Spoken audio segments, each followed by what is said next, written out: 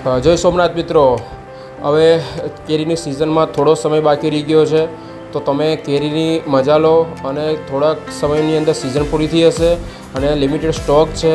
તો તમે જોઈ શકો છો તલાલા ગીરની કેસર કેરી છે, ડાયરેક્ટ ફાર્મમાંથી આવે છે અને તમે કેરી ચેક કરી શકો છો. એક્સપોર્ટ ક્વોલિટીની મેંગો છે.